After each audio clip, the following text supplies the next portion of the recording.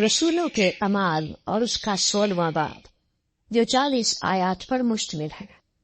फिर वो दिरबे और लुस्त्रा में भी पहुंचा, तो देखो वहां तिमोथियस नाम एक शागिर्द था। उसकी माँ तो यहूदी थी जो ईमान ले आई थी, मगर उसका बाप यूनानी था। वो लुस्त्रा और उकनियुम के भाइयों में नेक नाम था। पौलुस ने चाहा कि ये मेरे साथ चले, बस उसको लेकर उन यहूदियों के सबब से जो उस नवाह में थे उसका खतना कर दिया, क्योंकि वो सब जानते थे इसका बाप यूनानी है, और वो जिन जिन शहरों में से गुजरते थे वहां के लोगों को वो अहकाम अमल करने के लिए पहुंचाते जाते थे जो यरूशलेम के रसूलों और बुजुर्गों ने जारी किए थे। बस कलीसियाएं ईमान में मजबूत और शुमार में रोज बरोज ज्यादा होती गई, और वो फरूगिया और गलतिया के इलाके में से गुजरे, क्योंकि रूहुल कुद्स ने उन्हें आसिया में कलाम सुनाने से मना किया, और उन्होंने मूसिया के करीब पहुंचकर बितूनिया में जाने की कोशिश की, मगर यीशु के रूह ने उन्हें जाने न दिया। बस वो मुसैया से गुजरकर तरोआस में आए, और पौलुस ने रात को रोया में देखा कि एक मकदूनी आदमी खड़ा हुआ उसकी मिन्नत करके कहता है कि पार उतर कर मकदूनिया में आ और हमारी मदद कर। उसके रोया देखते ही हमने फौरन मकदूनिया में जाने का इरादा किया, क्योंकि हम इससे ये समझे कि खुदा ने उन्हें खुशखबरी देने के लिए हमको बुलाया है। बस तरोआस से जहाज पर रवाना होकर हम सीधे समुद्राके में और दूसरे दिन नेयापुलिस में आए, और वहां से फिलिप्पी में पहुंचे, जो मकदूनिया का शहर और उस किस्मत का सदर और रूमियों की बस्ती है। और हम चंद रोज उस शहर में रहे, और सबत के दिन शहर के दरवाजे के बाहर नदी के किनारे गए, जहां समझे कि दुआ करने की जगह होगी, और बैठकर उन औरतों से जो इकट्ठी हुई थी कलाम करने लगे।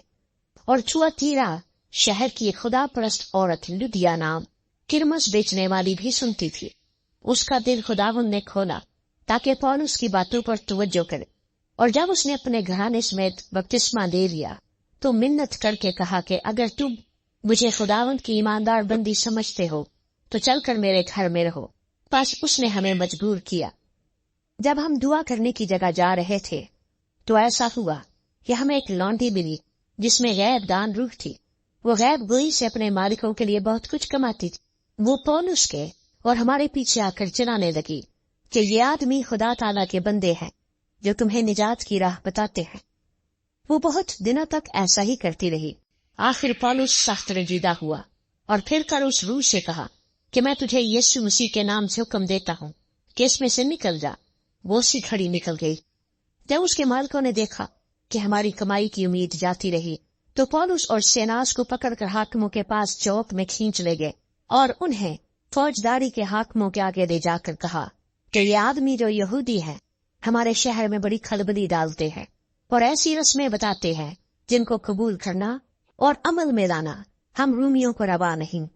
और आम लोग भी मुतफिक होकर उनकी मुखालिफत पर आमादा हुए, और फौजदारी के हाकिमों ने उनके कपड़े फाड़ कर उतार डाले और बैंत लगाने का हुक्म दिया, और बहुत से बैंत लगवाकर उन्हें कैद खाने में डाला, और दरोगे को ताकीद की कि बड़ी होशियारी से उनकी निगहबानी करे। उसने ऐसा हुक्म पाकर उन्हें अंदर के कैद खाने में डाल दिया और उनके पांव काठ में ठोंक दी।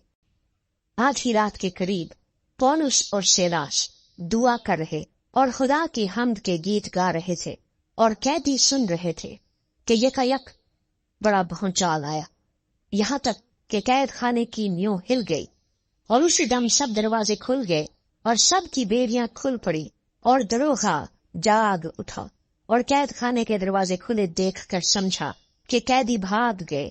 बस तलवार खींचकर अपने आप को मार डालना चाहा, लेकिन पौलुस ने बड़ी आवाज से पुकार कर कहा कि अपनी तेज नुकसान न पहुंचा, क्योंकि हम सब मौजूद हैं।